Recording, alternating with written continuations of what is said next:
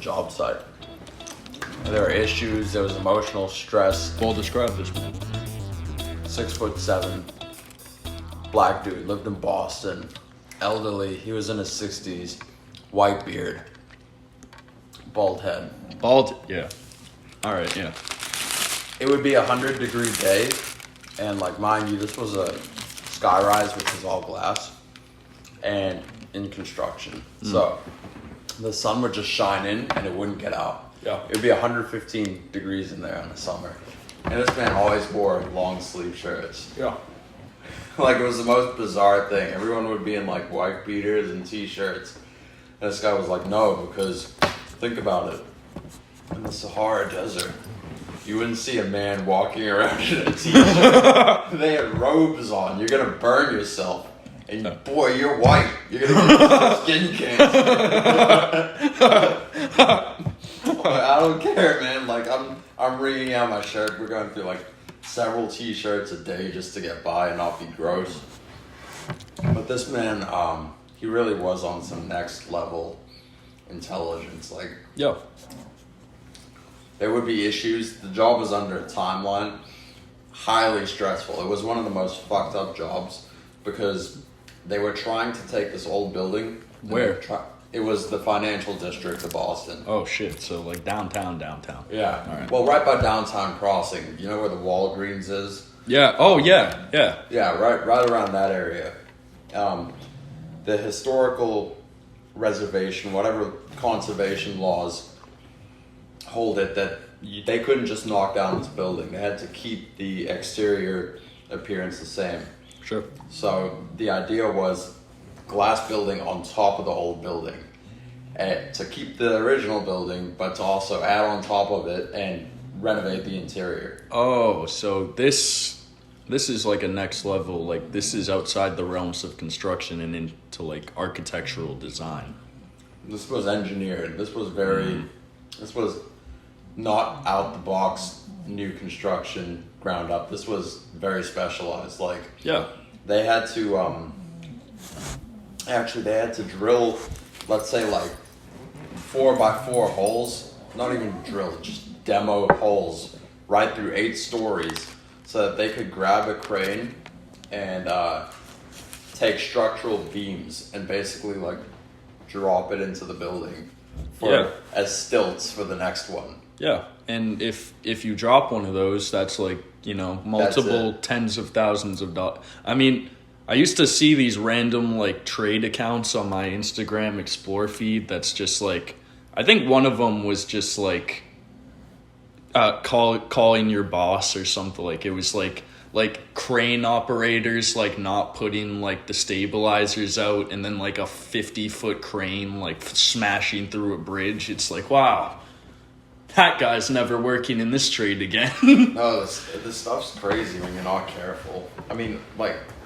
I've worked with operators and I've talked to operators, and they talk about, like, you know, those ones where you can see that they're working they operate it out of the top, so it's a big glass box. Yeah. And it's like an L shape. Yeah. Like that in the sky. Yeah. They have to climb a ladder to get up into that thing. Yeah. And then they just spend the day up there.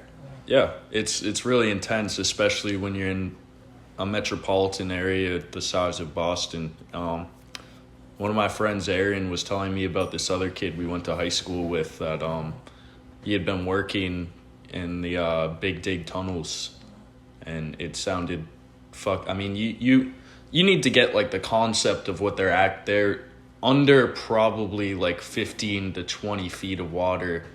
And if the seal breaks at any point in the bridge, like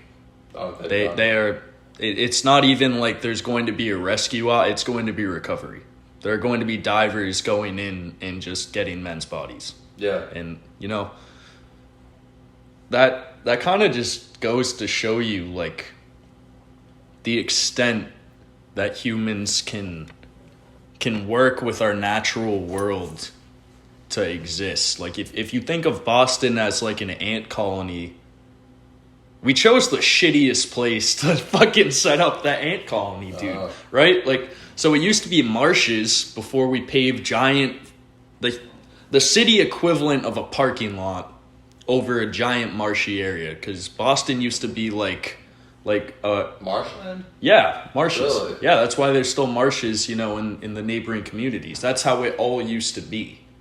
Oh, shit. Yeah, if like you- Jamaica Plain, like the I know there's bodies of water around there, and like I'm thinking more like if you've ever taken like the T, like the purple line from the Garden, back to Beverly, and just like looked out the window. Yeah, it's like Chelsea and stuff. yeah, like like Charlestown, Yeah. that very marshy area. It's cool out there. We took a field trip to a marsh. I don't know if you did you go on the St. John's field trip to the Marsh Day? I did. Yeah, That's dude, you crazy. still remember that, right? Yeah, I still remember that. It's a living ecosystem right in our backyards. It's kind of astounding. I mean, it's incredible how many animals live in that, or insects and just everything in that marsh. Well, That you look it's at all it, interdependent too. and that's the nature equivalent of Boston, right?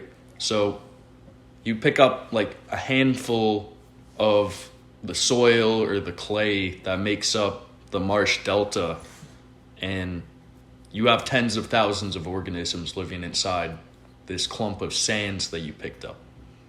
And tens of thousands of larger and larger, and it's just a giant interconnected chain of things eating each other for energy, or coexisting, or existing in symbiotic relationships, like that fish that swims next to the shark.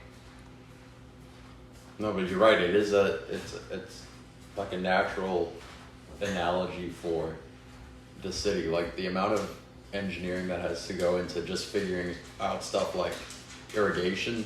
You're gonna put up a new building, and how much water is gonna fall in this given area during a rainstorm. Yeah. And I mean, when you really break it down, like, beavers make dams. Like, a city is nothing more than humans using the resources that they have at their disposal. Tools, it's all levels, it's all a pyramid. So we started off with fire, we went on to tools, we had stone tools, and then, bronze, and then, Iron good metal, eventually. and we have guns, and then we have planes, and now we have computers. A city is nothing more than a higher form almost of living. It's the peak of our Capability and capability. creativity. Buildings have gone from like these very like, we are going to make it like the Romans, to like, I'm gonna make a building that has like, like that I'm thinking of this one picture I saw of like a building in China that looked like if you had like a stack of wooden blocks and rotated, Spiraled up, right? yeah, you rotated like the blocks so that they would not be lined up. They'd be like almost oscillating like a DNA strand. Yeah, like a DNA strand structure. I was at a house the other day, and the old guy was watching TV, and I was like overlooking over his shoulder. They were talking about a building in New York City that is going to be fully self-sustainable. So it's like a living community city within a city. Yeah. So like you can go to the grocery store, there's gyms, all the food just gets imported in trucks, and you're all set. In theory, you never leave. Well, You got, not go ahead. Finish your thought. that's it. You got your own house or apartment, and you just stay in there. Yeah, we're definitely moving towards that, and you can really. I mean, we live in a small town like Beverly, right? How much has Beverly modernized in the last 5 years? Like, how many new businesses did you see just move in out of the blue to Beverly? Yeah, no, it's But you know what that is, right? Urbanization. Gentrification. So you throw in you throw in a high-end burger place downtown. You throw in a high-end coffee shop or five on that street.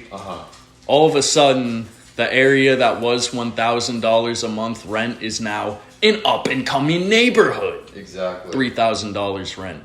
They just finished building 2 high-rise condos in areas that essentially were the lowest income areas. Low income areas. And it's the same concept that they're doing in almost every city.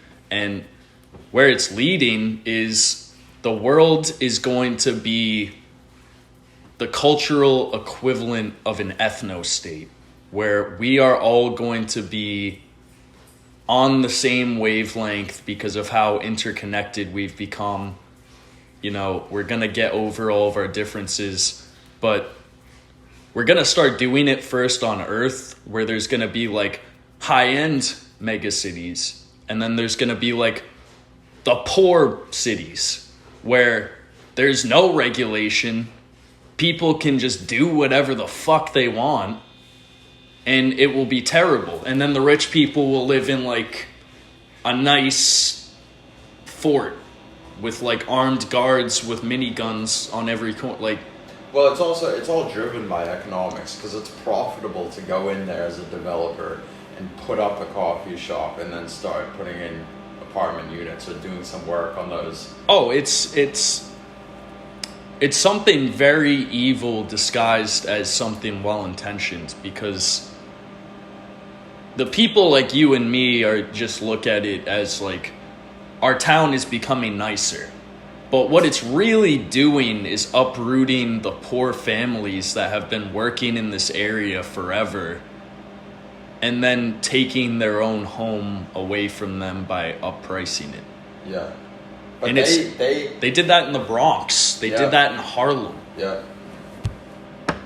That's It's the cycle. it's very serious, but I think people are starting to have awareness around it. I mean, I don't think it's right that for decades these people lived in like terrible conditions, and then when they finally found like that sense of like pride in their home, in a sense of being like, I'm from the Bronx, not like I'm from the Bronx, like that empowerment, they're now getting uppriced out of their own neighborhoods. It's really sad to see.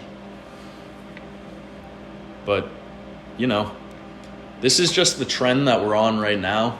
I mean, the United States doesn't have a great track record of moving away from these kinds of trends once they've started, but who's to say what the next generation of politicians will do? Right, because it's all incentivized too. You can tax differently, like...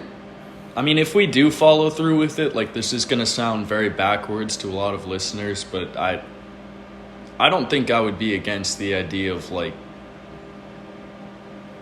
economic reparations against people, or for people that were, like, directly affected. Because, like, the people that used to live in New Orleans, like...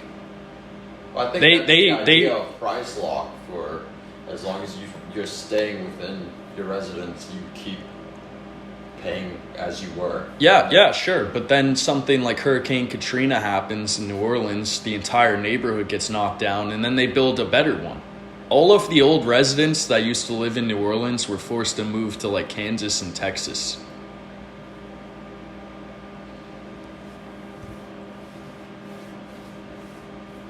I got no comment on that. I was like, I could see you like going through like various avenues for like a response, but like, No, I think that sums that one up. there's a reason Kanye got on live television during like a televised like charity event and was like, George Bush does not care about black people. Like, the way that situation was handled, I don't think it was out of spite.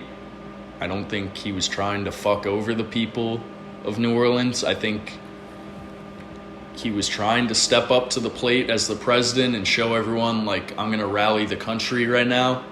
But he just failed to take care of these people on such a level that it's almost like a human rights violation. Like, he had them living in, like, a giant... It was like the Saints Stadium. And there were, like, murders, robberies, and rapes going on because they couldn't possibly cover every corner of a stadium that half of New Orleans was living in. Half of New Orleans. So that's the normal people, that's the street people, that's the cops, that's everyone. in a stadium. Yeah, how are you supposed to maintain that in a civil way? It's almost